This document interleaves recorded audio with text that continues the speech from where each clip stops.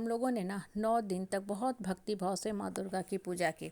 देखो, जब हम कोई भी पूजा पाठ ध्यान मेडिटेशन करते हैं ना, तो उसका पर्पस सिर्फ और सिर्फ भगवान से मांगना नहीं होता है।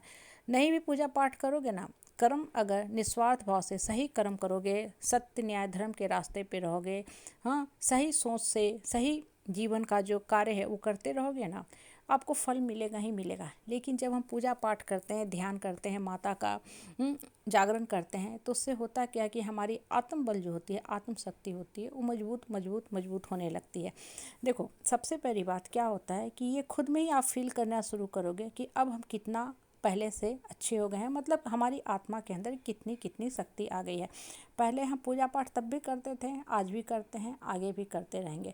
लेकिन जब हम माता का जागरण करते हैं, बहुत ही तन्मयता से, सुकून और शांति से माता को याद करते हैं ना, तो हमारी आत्मा में इतनी शक्ति आ जाती है कि अब हम अपने लाइफ का जो निर्णय होता है, डिसीजन होता है, वो हम खुद लेने लगते हैं। पहले हम औरों के भरोसे बैठे रहते थे। देखो, जीवन में ना कोई भी काम करने के पहले राय सलाह लेना चाहिए, अच्छी बात है, उससे आपकी बुद्धि खुलती है और दूसरे के अनुभव से ना सीखने को भी बहुत कुछ मिलता है कि XYZ आदमी ने कुछ गलती की थी, वो गलती को हम अपने लाइफ में रिपीट ना करें। मतलब हमारा जो ज्ञान है, नॉलेज है, त्रिनेत्र है, वो खुलता जाता है और हम अपनी लाइफ को बेटर बनाना चाहते हैं और सीख भी जाते हैं जीवन जीने की सही कला।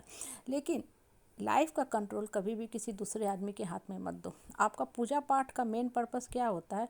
आपके आत्म शक्ति को बढ़ाना, आपको निर्णय लेने की शक्ति को इन्हेंस करना, उसको मजबूत करना। और जब आप सही ढंग से माता की पूजा करोगे ना, तो आपको खुद में फील होने लगेगा कि अब हम इतने स्ट्रांग हो गए हैं कि अपने जीने का हक ले सकते हैं। पहले हम हमेशा पूजा पाठ करते तो थे, लेकिन लोगों के पास जा के घड़ी घड़ी गिड़गिड़ाते थे, लोगों से माफ़ी मांगते थे, क्योंकि मन के अंदर कहीं ना कहीं कुंठा की भावना घर किए रहती थी कि हम अकेले सर्वाइव नहीं कर सकते हैं, या कोई डिसीजन भी लेना होता था तो हम दूसरे के भरोसे बैठे रहते थे कि दूसरा मेरे लाइफ का डिसीजन ले या दूसरा हमको गाइड करे।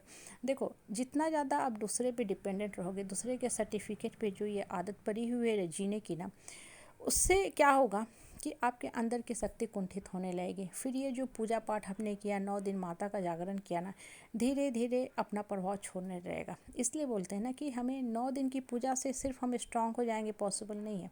आपको हर दिन अपने ऊपर काम करना है और हर दिन अपने आप को ये याद करवाना है कि हम बहुत स्ट्रांग हैं, हम लाइफ को चला सकते हैं, हम अपने लाइफ को मीनिंगफुल बना सकते हैं। हम दूसरे के ऊपर परजीवी बन के नहीं रहेंगे, क्रीपर बन के नहीं चलेंगे। मेरी अपनी सशक्त स्ट्रांग पर्सनालिटी है, हम मजबूत बन के जिएंगे, मजबूर बन के नहीं रहेंगे। धरती पे हम आए हैं, हमको एक लाइफ साइकिल दिया गया है, मुझे एक ट्रैक पे अपने जीवन को लेके चलना है। जैसे रेल की पटरी होती है ना, उस पर एट ए टाइम एक ही ट्रेन चलती है, अगर 2 चलेगी तो मेजर दुर्घटना होगा। इसलिए लाइफ में भी ना यही लॉ काम करता है। आप जब भी कोई काम करते हो ना, अपने डिसीजन से काम किया करो, अपनी सही सोच से काम किया करो। हो सकता है कभी सफलता मिले, कभी ना भी सफलता मिले, या कभी कभी बहुत नुकसान भी उठाना पड़ता है, लेकिन हर आपको जो असफलता है वो मजबूत आपको बनाता है। और उसी काम को जब नेक्स्ट टाइम आप करोगे ना, तो कई गुना ज़्यादा कॉन्फिडेंट के साथ करोगे और आपको अगले समय सफलता मिलेगी ही मिलेगी। क्यों?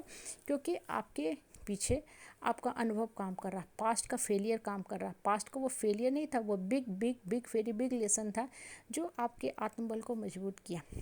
और अब आप और भी काम बहुत बड़े दायरे में जाकर के, बड़े पैमाने पे, बड़े स्केल पे कर सकते हो। क्यों? क्योंकि आपकी आत्मा मजबूत हो गई है।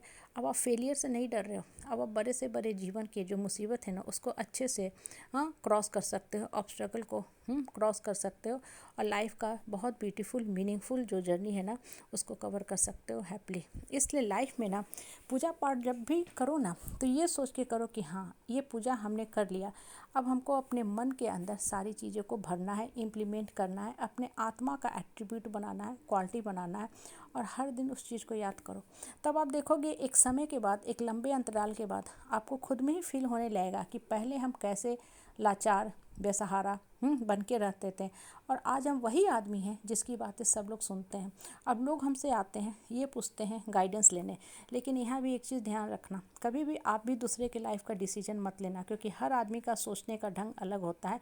अगर आप पॉजिटिव हो तो आप पॉजिटिव डिसीजन लोगे, लेकिन दूसरा अगर नकारात्मक है तो उसके ऊपर वही डिसीजन रॉन्ग ढंग से काम करेगा। इसलिए अपनी लाइफ का कंट्रोल अपने हाथ में लो और हर डिसीजन अपनी लाइफ का खुद लिया करो।